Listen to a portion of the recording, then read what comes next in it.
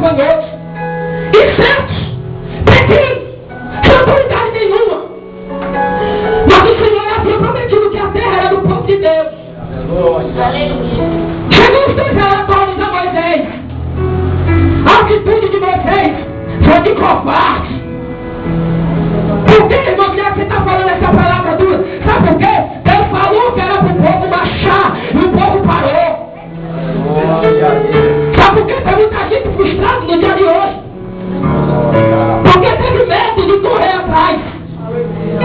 Ficou esperando e o anjo vir te dar em vez de buscar. Aleluia. Tem muita gente frustrada. Sabe por quê? Porque olhou e viu a dificuldade não foi. Eita Deus! Deus falou, Deus vai fazer. Deus falou, Deus vai cumprir. Se você sente no seu coração essa noite que Deus está falando, adore Ele. Eu não vou pedir para você adorar, mas você tem toda a liberdade de dizer: Deus, faça por mim também. Aleluia! Quem poderá vencer os filhos de Anak? Quem poderá vencer os gigantes? Sabe nessa brincadeira, quanto tempo ficou mais Moisés ali? Moisés morreu. Ele é levantado em Josué. Sabe quando foi que o povo de Deus, depois desta situação, veio entrar dentro da terra prometida? 40 anos depois. E me faça a pergunta: quem foi que entrou? De mais de 1 milhão que saiu do Egito, só entrou 2 homens corajosos que não olharam a dificuldade. Quem entrou foi Josué e foi Caleb.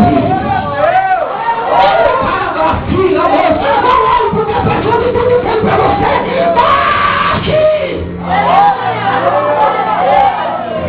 Moisés foi pela maioria. Os 10 disse que Moisés lá tem gigante, não dá para nós. Mas Josué e Caleb disse: não, mas Jesus falou, pô. Deus falou, vou entrar. Para pedir se a terra é minha. Vamos lá, Moisés. Vamos lá, Moisés. Moisés não foi.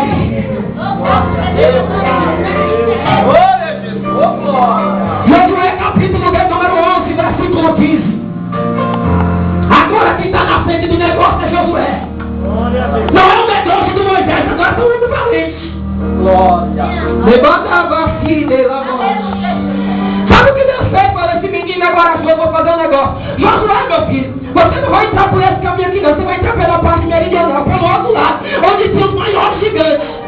É onde ele, todo mundo, ele vamos lá, Deus falou, é nosso. Resumindo a história, Josué conquista a terra.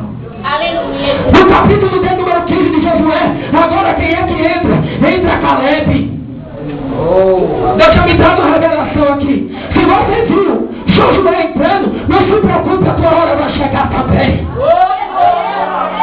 Porque se